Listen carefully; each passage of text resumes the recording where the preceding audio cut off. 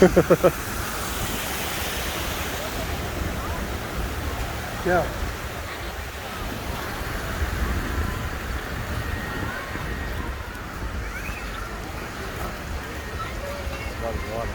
Oh yeah.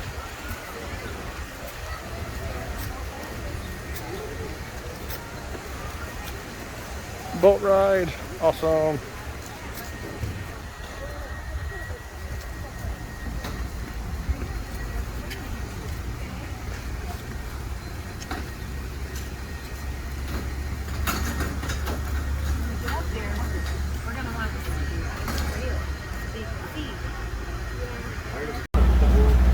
Hey Christopher, you like your hat? Pirate hat? You're a pirate. Put your mask back up. You're good, bud.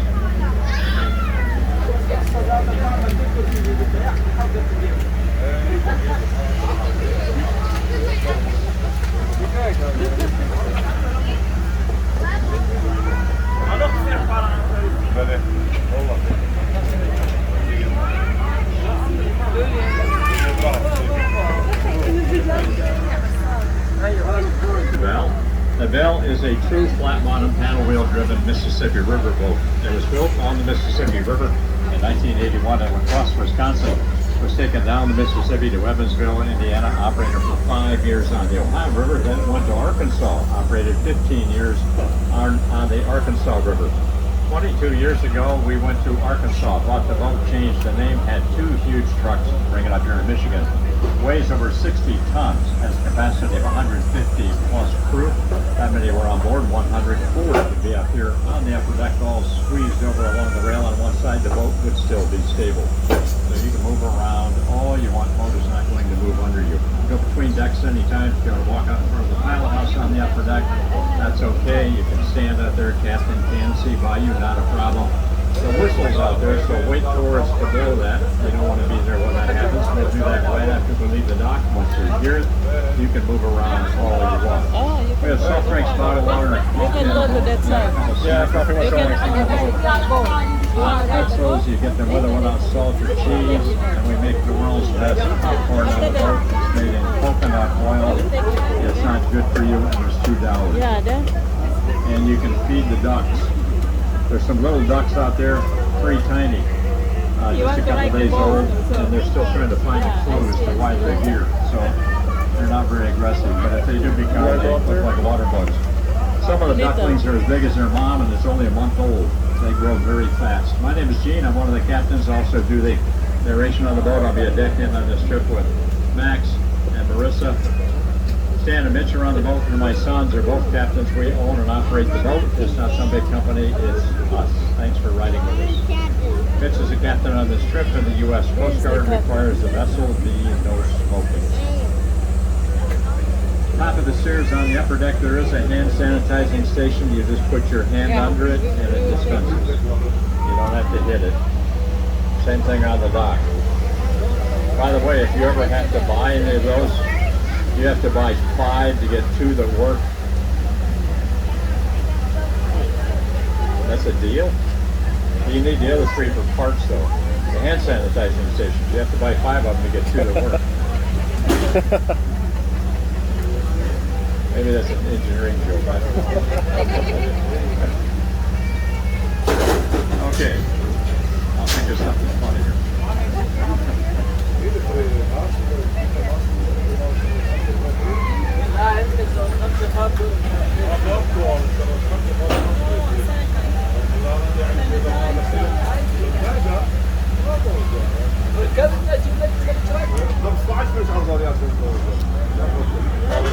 To beg a horn on the boat again.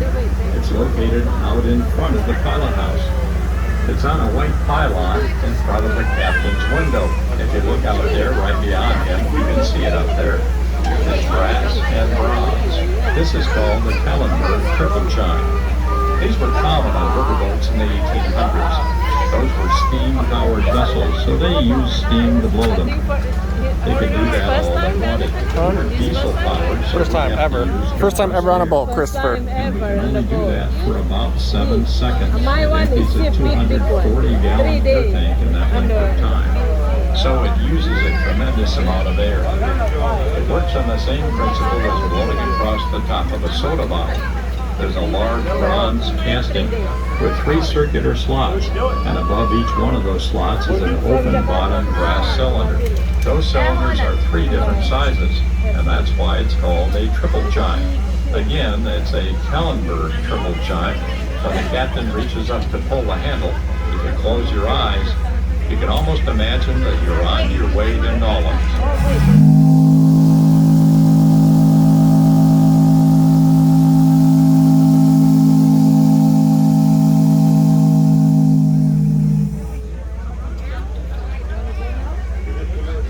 Too many horns you can feel when you blow them. I really do think it would be fun to put one of these on an SUV. I'm sure some of you looked down at the boat and thought it wouldn't fit under these bridges.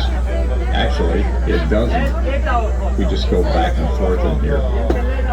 Boats like this in the 1800s were called packet boats. And packet boats carried passengers, but also carried a lot of cargo. Quite often on a packet boat, on the lower level, they'd build a deck that extended about 9 feet on either side of the hull. Usually they'd stack cotton bales on those. Sometimes they'd stack them so high the captain could hardly see where he was going. It made them a lot of extra money, but it also caused a problem because sparks came out of the smokestacks and set fire to the cotton bales. Riverboats evolved very quickly with tall stacks, sometimes 60 to 70 feet high. In fact, every 4 years in Cincinnati, there has been a festival called Tall Stacks, where riverboats from all over the country come up the Mississippi and up the Ohio to Cincinnati, where you can ride on all different sizes of these vessels. The tall stacks solved the problem of setting fire to the cotton bales, but it caused another problem. As years went on, more and more roads were built. Therefore, bridges were built, but they couldn't get under. So riverboats are one of the few vessels that have smokestacks that retract. The original design was to put a hinge at the bottom of the stack on the backside right at the deck. They would have lines hanging off the backside of the stack and lines hanging off the front going down to an A-frame on the bow. When they came to a low bridge, half the crew would get on the bow, half the crew would get behind the stacks. The crew in the back would pull back on the lines, while the crew in the front let the A-frame come up. The stacks would retract. After they did that, they cleared the bridge. They'd reverse that process. Hey, Christopher, look at me. That was dangerous because the stacks were so tall and heavy. They were also hot and full of soot because they directly exhausted the boilers. Somebody finally figured out the problem was not the tall stack. It was just the top of it. So they simply moved the hinge up toward the top, put a counterweight on the outside so one person could easily tip them back. The top of our stacks weigh about 100 pounds, but when we pick up on the iron bar on the outside, they feel virtually weightless. The only problem in tipping our stacks back, because they're not functional, they can fill up with Love you, water. honey buns. But that only affects people up here in the first class seats. We do have a name for it. We call it riverboat baptism, but we don't charge extra for that. We normally clear the bridge by about 18 inches, but in marine navigation, an inch is a mile. If you miss something by an inch, it might as well be a mile away. You are the best.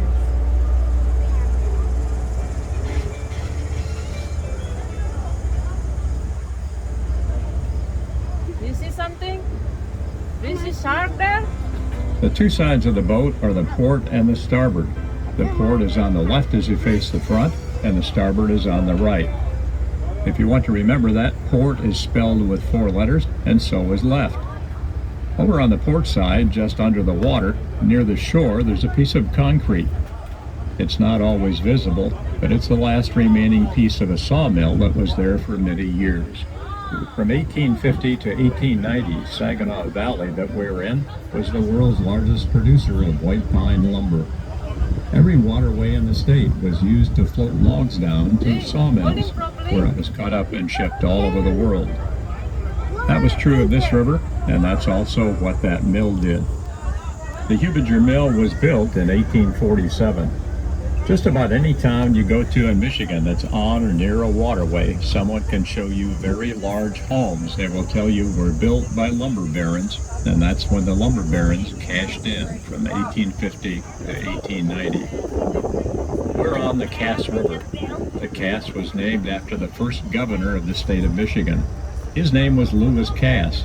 He was only 31 years old at the time. He had already been a brigadier general in the Army. He was appointed governor by the president because Michigan was still a territory. In fact, surveyors had gone back to Washington after looking over this territory and described it as an uninhabitable, worthless, mosquito-infested swamp. So they didn't think too much of us. Lewis Cass had a much better image of this area. A lot of things here are named after him: cities, streets, and also rivers. Also on the left side of the boat is a dike with a concrete wall on the top. That was put there in the 1950s by the Corps of Engineers. Before that was in place, Frankenmuth would flood every year. It was quite common, especially in the spring, to see rowboats on Main Street. The highest the water has been since that's been in place was 1986. The water went all the way up to the top of the concrete wall. It came within an inch of going over the top. If it would have been 4 feet deep in the Bavarian Inn restaurant main dining room, which is actually on the second floor. So the Corps of Engineers did a pretty good job figuring out what the 100-year flood level would be using slide rules before computers. Major improvements were made to the dike and a scenic river walk was added in 2020. Obviously, the other side of the river does flood. There's no dike on that side. The Bavarian Inn Lodge over there, for the most part, is built above the 100-year flood level. The yellow portion would have gotten wet, but it wasn't there then. The lodge originally was 100 rooms. Today it's 355. It has 5 indoor pools. It also has an indoor 18-hole miniature golf course. It's built on the side of the Weiss Farm, and the Weiss farmhouse set right where the main lobby is. Those large architectural elements on the roof that look like onion domes are actually called onion domes. Seems kind of like a weak name, but that's what they're called. Those are common in Bavaria. Bavaria is a fairly large portion of Germany.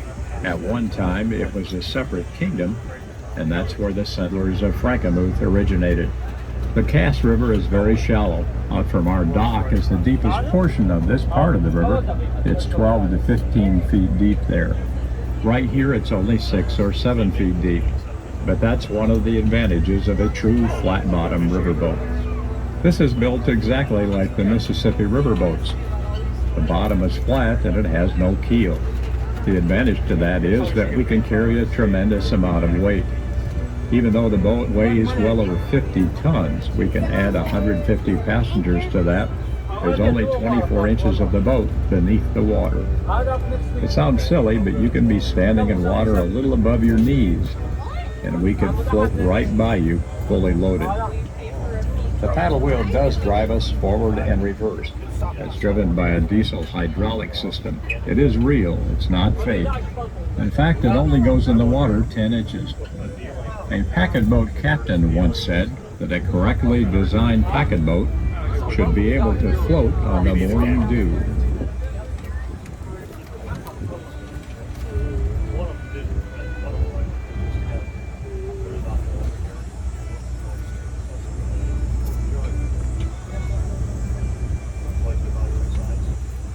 I'm gonna go there with Christopher. Go back. How's it going, Captain? Pretty good. That's Can good. someone lower the anchor? I don't think we need to set anchor right now. But I got Or maybe.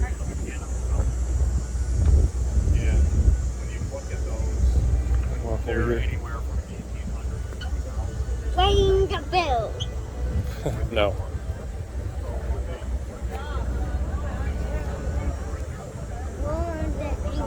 Most of the homes along Main Street, Frankenmuth, had been converted to businesses, but these right here on the left, beyond the concrete wall, are still residences.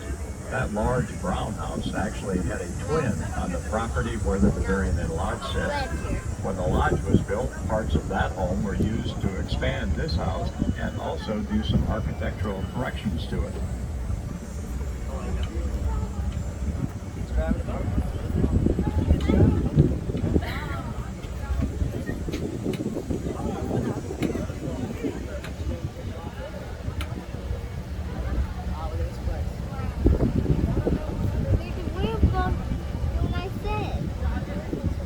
The hotel on the left side of the boat opened in 2007. It's named after Marv Herzog. Marv was a polka band leader. He lived his life here in Frankenmuth and was known around the world. His wife was involved in building the hotel and named it after him. It took some time to complete the structure. Because of the small size of the property, all the parking had to be under the building.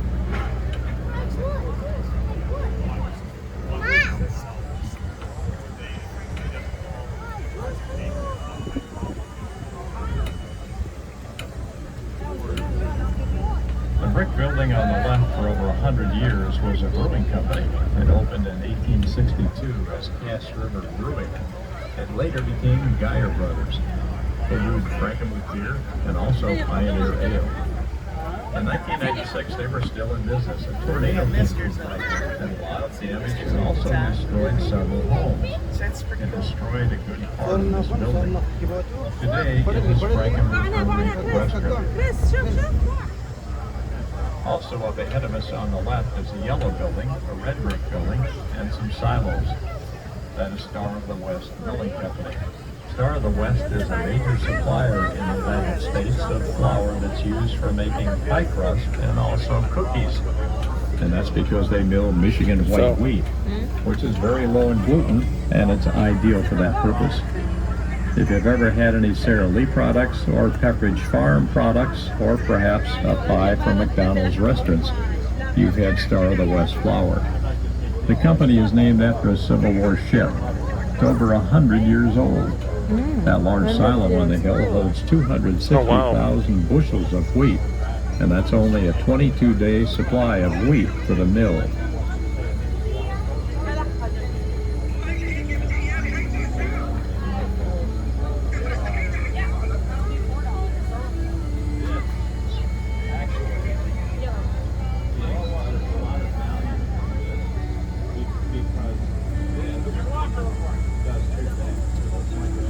This river has a lot of turtles in it. Turtles like to lay out in the sun because they're cold-blooded. Helps them digest their food. This river is also home to one of the largest freshwater turtles in North America, the spiny softshell.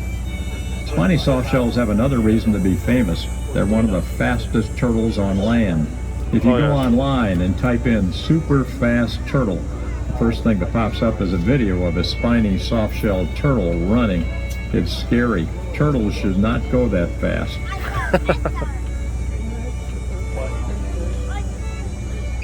Hey, good Christmas next to the girls.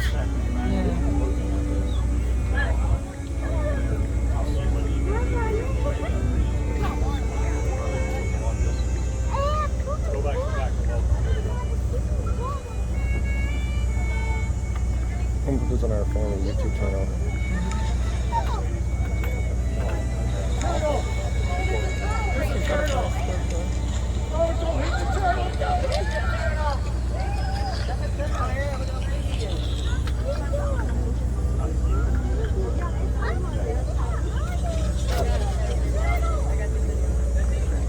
There's our boat. On the right side of the boat is Heritage Park. Looks a lot like any other city park with soccer fields and softball diamonds, but it's also the site of many festivals throughout the year. The four largest are the Bavarian Festival, the Music Fest, the Oktoberfest, and the Autofest. The Autofest attracts 2,000 automobiles in the park every year. Classic automobiles. It's one of the neatest family events in Frankenmuth. Also, the Oktoberfest is the only one outside the original in Munich, Germany, that's sanctioned by the German government. The first Oktoberfest was held in Munich in 1810 as a 3-week celebration for the wedding of King Ludwig and Princess Teresa. It's still held every year today, and it's the world's largest public celebration. And neither that one nor the one in Frankenmuth are held in October. Even though they're both called Oktoberfest, they're both held in September simply because the weather is better. Hey, hold properly. Hey, yeah, don't crash the boat.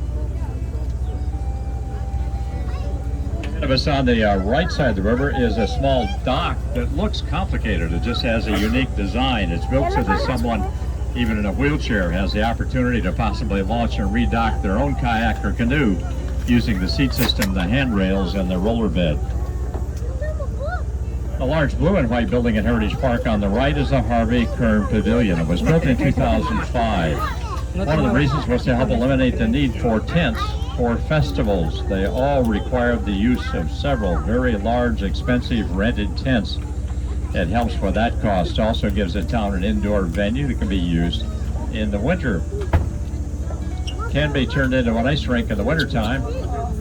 For other events, it has a capacity of 5,000. Go downstairs.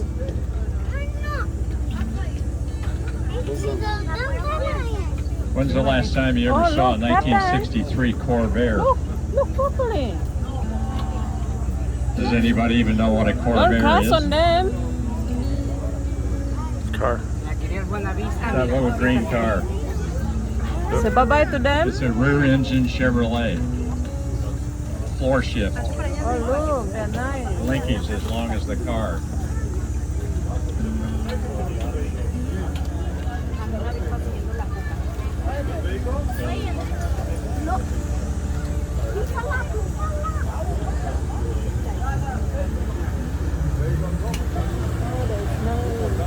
On the left side of the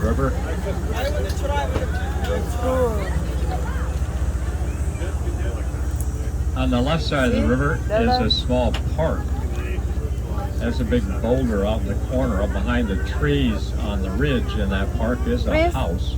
It's Wally Bronner's house. You can see the house all winter long. Summertime you can't see it because the leaves come out in the trees. It is a unique house in that it's built in the architectural style of a home you might see on the side of a mountain in Bavaria. Wally Bronner started in business in 1945. There he graduated from high school.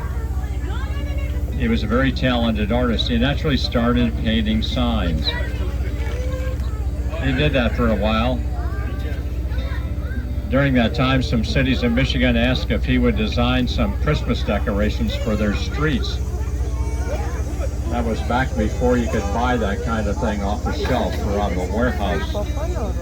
In the late 1940s and early 1950s, almost all that was handmade. After he finished some of those projects, he got the idea of opening a Christmas store. Pretty good idea. Today, his store has as many as 20,000 customers a day. Wally passed away in 2008. His wife Irene's still doing well. For several years, their whole family has been completely involved in the operation of that store, and that continues today. A lot of deer on the left side of the river, back in the woods, big wooded area. There's a field about 200 feet from the edge of the water that's planted every spring with a crop all summer long. The deer devour that crop, so I think it's planted just for them. Also a lot of homes along the left side. Many homes along Tuscola Road about 900 feet from the edge of the water. And there's some fawns we've seen back in there, at least 3 sets of twins and 2 sets of triplets. Very common for doe to have twins and triplets. Never know when we're going to see them, so keep watching on the left. You might see the fawns pop up somewhere. On the right side of the river is a small yellow building. It's the Frankenmuth Woodcarvers Guild. For many years, a famous woodcarver lived in Frankenmuth. His name was George Keilhofer. George passed away a few years ago, but he taught a lot of people the skills necessary to be a master carver, and those people today are teaching others. A very active organization. They meet there twice a week, and when they're in the building, it's open to the public. One lonely turtle over on the left, laying on that partially submerged tree trunk over there.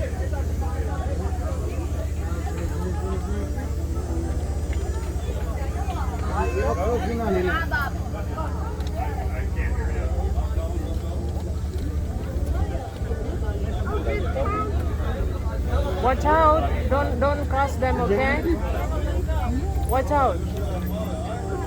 On the left side of the boat, the port side, is this beautiful area of willows, cottonwoods, and pine trees. It looks like it should be a park, and at one time it was used for that. In 1845, when Frankenmuth was first settled, there were no parks, and the German families that lived here would use this area for picnics and family reunions. Quite often when they did, they would have a photographer with them, so the museum has a lot of very old family portraits of large German family gatherings in Hubinger Grove at their annual family reunions. Watch out, It's still Chris. called Hubinger Grove today.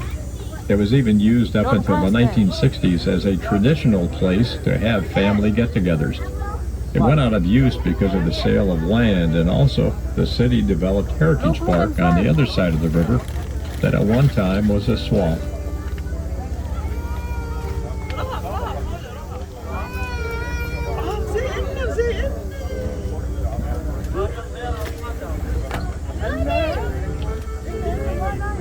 The Cass River is typical of rivers in the Saginaw Valley.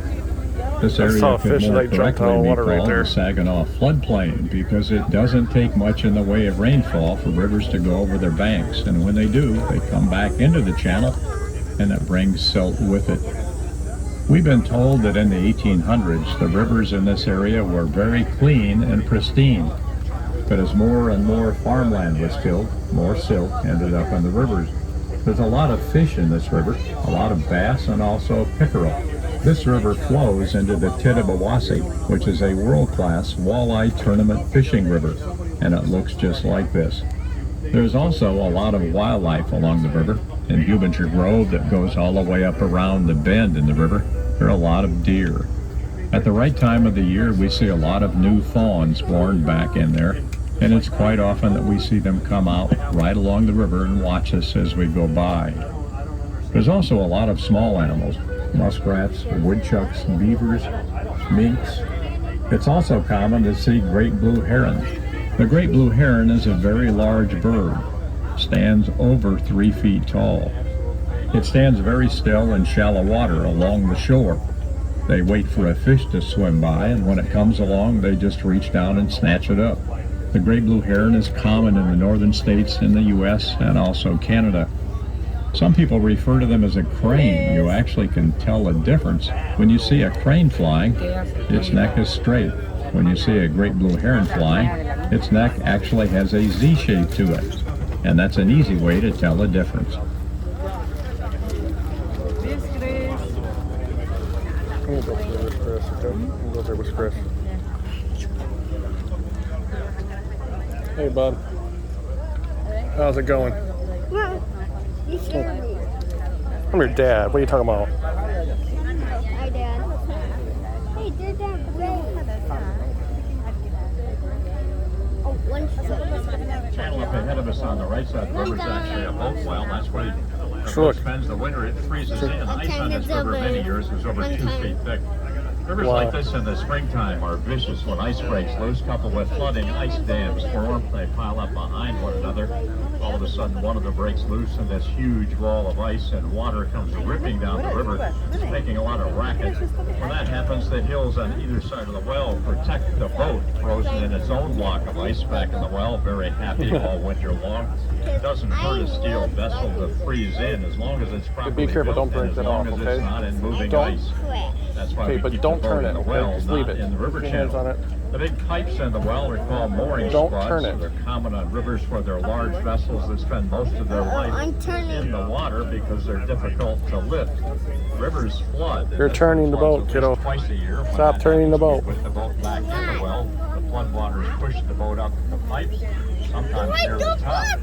When the water recedes, it comes right back down in the boat well, right where it's supposed to be, safe and sound. And I bit Chris.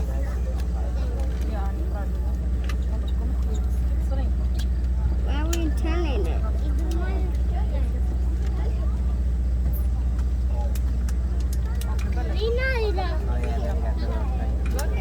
People in the car. How did you? Yeah, I wrote that. For the Jeep. For the Jeep park. Yeah, I wrote that. And we go one day and then we'll get that. Yeah. So fun. Don't. We're going to crash. No, we're not. Stop it.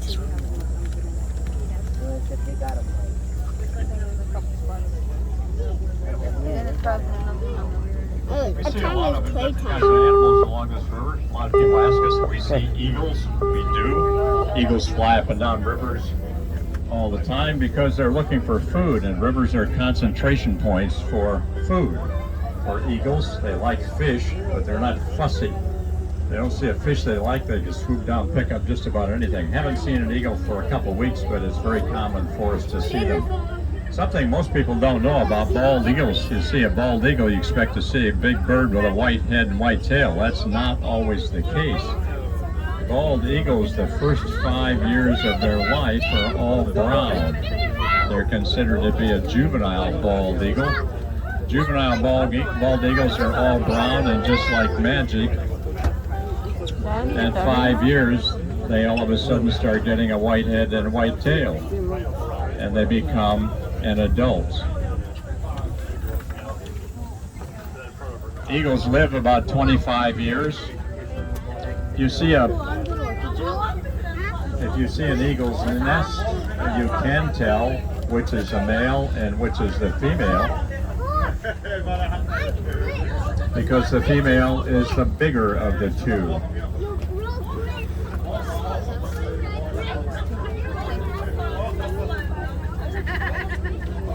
Up ahead of us on the right, the channel you see is actually a boat well. That's where the boat spends the winter. It freezes.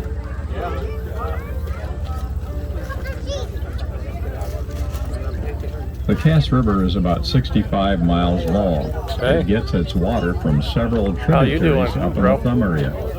A lot of it comes off farmland. It flows eventually into the Shiawassee River, the Tittabawassee River, and the Saginaw, then into Saginaw Bay and into Lake Huron.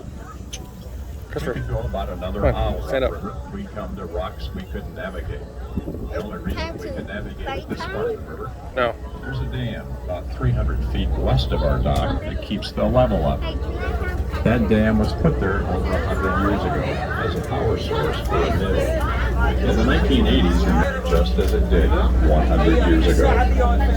That dam was built in 1848 as a power source for the Hubinger flour mill. Except for a 30-year span, the Hubinger mill continued to produce flour until the early 1990s. The mill remains fully functional, however the machinery is silent. Christopher.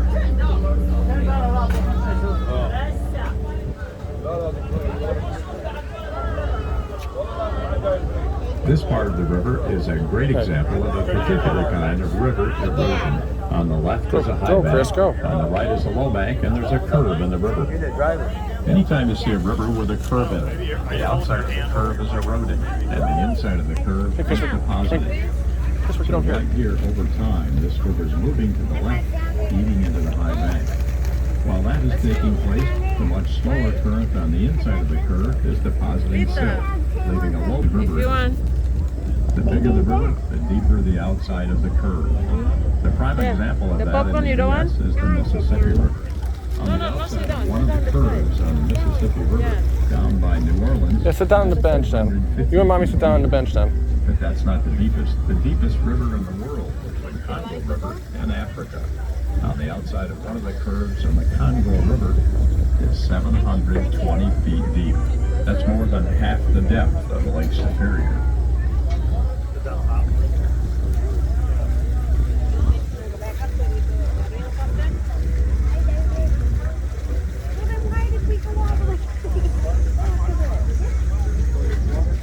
Just ahead of us on the right, back in the trees, is a small peninsula.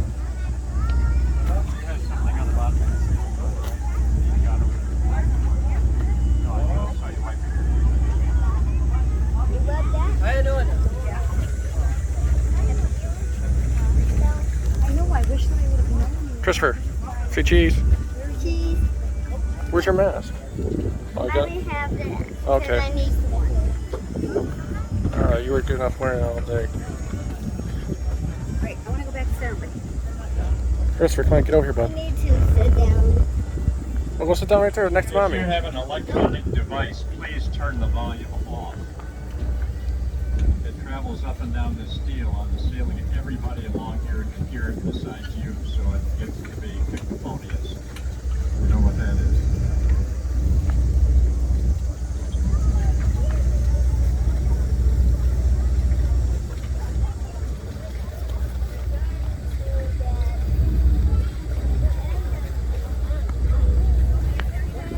Just ahead of us on the right is a small pavilion back of the trees. It was built in the 1950s by the Frankenmuth Conservation Club as a staging area for racing micro-hydroplane boats, very fast outward-powered hydroplanes. Back in the 50s, if you'd have been out here on a race weekend and looked to the right, you'd have seen no trees. Behind us around the bend, all grass. Up ahead of us, all the way up to where Wally Bronner's house was eventually built, it was all grass. On race weekend, you'd have seen hundreds and hundreds of automobiles being parked out there, and thousands of people coming down to the field It's been built. to watch the races. Right. You there. No, Christopher, come on. After that went on a popularity, I was back on the island and you went to ring the bell and it failed at first. it was allowed to grow back some trees. You try.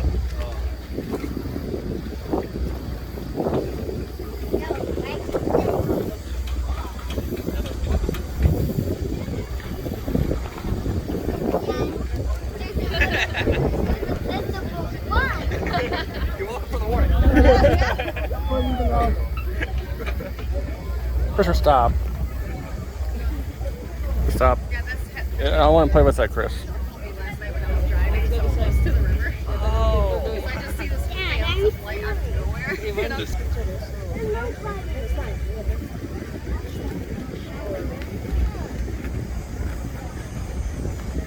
We see some treasure. I got it. This boat has not always been on the Cass River. It was built on the Mississippi River in 1981 across Wisconsin by Lacrosse Boat Works. It was built for Kentuckiana Packet Lines, and the family that owned that company wanted a vessel to use in Evansville, Indiana as a dinner boat. They had it built, they took it down the Mississippi and up the Ohio, and they operated there for 5 years as the Spirit of Evansville. They then had an agreement with the city of North Little Rock, Arkansas, and they took it there, and they operated for 15 years as the Spirit of North Little Rock. When we decided to put a boat at River Place, we Squirrel. early 1999. When we did, it looked a lot different than it does now. The cloth roof on the upper deck was steel, and the pilot house sat 12 feet behind where it is right now, and it was 2 stories tall. It was built that way so it could have a third deck in it. They never needed one, and if we put one on, there's no way we get under the covered bridge. So the first thing we did was cut the steel off the roof. We cut 7 feet off the pilot house and moved it forward so the captain could still see over the bow. We operated on the Arkansas that way for 2 months with no passengers to get everything recertified. We then took everything off the upper deck, the railing, the roof supports, the smokestacks that used to be 15 feet tall, the pilot house, and also the gangplank assembly. We put all of that on one truck. We took the hull and paddle wheel assembly that weighed over 60 tons at that point. We put that on a separate truck. That truck was 20 feet wide and 126 feet long. It's not very likely you've ever seen anything this large going down the highway before. The 1100-mile trip from Arkansas should have taken 4 or 5 days. But because of bad weather, with ice in the south and snow up here in the north, it took over 2 months. They could not travel on interstates because it would shut down one direction of an interstate. They had to travel on Class A state highways and U.S. highways, and every time it did that, it required at least 5 police cars to escort it. It sat for a month in Angola, Indiana, waiting for the snowbanks to recede before the state of Michigan would allow us to enter the state. When it finally did arrive in Frankenmuth, we brought it into Heritage Park on the left side of the boat. If you look at the pavilion, you can see a black fence, and at the right end of that, a gravel road coming into the park. That road had to be rebuilt because it wasn't suitable to carry a load this size. When the truck arrived with the boat on it, it had already been done. I was able to come down onto the grass. It was nice green grass at that point because we had spent the previous 2 months plowing all the snow off of it. It came parallel to the sidewalk and went up to the sycamore tree. Between that and the leaning tree, and we had 2 175-ton cranes take it off the truck, set it on timbers, and we started to rebuild it. The salon area down the hall, we elected to strip that back to bare metal, and that's all been redone with hardwood cherry with a natural finish. That was typical of the large silo at Star of the West that I mentioned before that holds 260,000 bushels of wheat. If you look up at the top of that silo, something you might not think about, there are a lot of antennas up there. Anytime someone builds a tall structure, someone will be willing to pay a lot of rent for a little bit of space to put an antenna. Save them the huge expense of having to build and maintain a tower. Today there are over 50 antennas on the silo. You can multiply 50 times however much you might think they collect and rent every month for each one of those spots, as you can see very quickly, is an enormous income stream to the bill. The round antennas are microwave. Rectangles for the most part are cell phone and wireless, and some voice communication antennas up there. Very tall white fiberglass poles aimed straight up at the sky.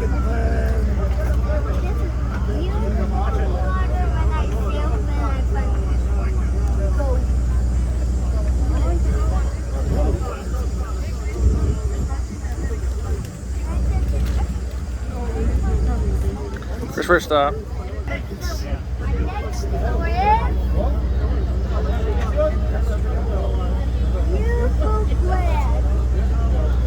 next is what?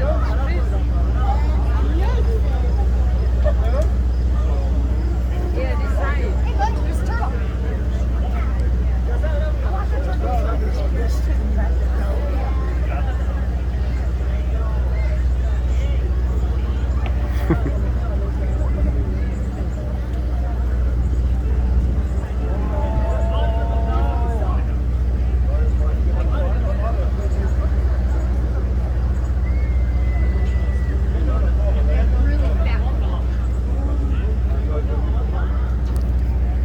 Our boat docks at River Place. River Place was opened in July of 2000. For many years, that was the site of a major brewing company. Originally, it was Carling Brewing Ground on rollers. Do it that way. Then it was to hoist heavy material high up above the wall. Oh my God! Well, thank you guys so much. Christopher, what do you say? What do you say? It's adjustable in the back. All right, thank you. Keep that. Yeah, I'll hold that for you. Thank you. We had like 20 gross of those, and we're out of them, and we can't get any more. Oh my God. We can't get any shipments from them. Now you can get a picture of that. Yeah. Hey, Christopher, can I get a picture of you in your captain's hat over there, bud? We get a picture of you in the captain's hat, okay, bud? You can stop back in after we dock, and you can turn the wheel in here, okay? Okay. Frank, let's go over there. Yeah. You can see that from either side. Yeah, come on. Come on. The lattice Go right here. weighs over 20 tons and is made of Douglas fir. When you go under the bridge, you can see the tails of the truss extending. No, he's a real captain. Yep. See there. You moved up. Christopher, Christopher, come on. Stay over here, bud. When we dock, you can see more, okay? They are 2 Hey, come on, inches bud. in diameter and over 2 feet long. They did pass that was a common way of fastening large Yeah. structures. There's- bridges, I was like- and barns. They're like, oh, you're, it's like your boy. Like, yeah, that's my son. I got to go. He goes, he's playing with son. I am so sorry. I don't know why. He's the light of the show. I mean, he's like looking at him, taking the pictures, and And metal braces that hold the bridge itself down to the bridge piers so it doesn't blow off the bridge piers in the wind. you want to go fishing? Which means wooden bridge. As we get on the other side of this bridge, we are going to be sounding our big whistle again, so I do need to have you step behind the pilot. Okay, good. Right now. Come on, Christopher. Yeah, thanks for the warning. Oh yeah. Come on, Chris. Let's get back here. You guys can come back out and take pictures after if you want to. All right, thank you. Come on, Chris, let's get back here. Oh.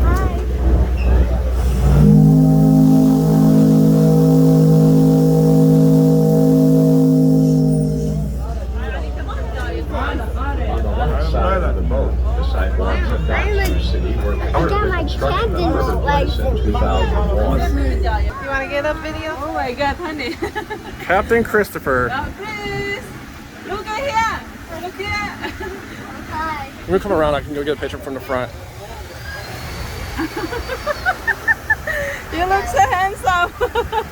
Thank you guys so much. Thank you. You filmed his dream. That's his life dream. He wants to be a captain. He wants to have a boat and everything else. It's his very dream. Okay, no.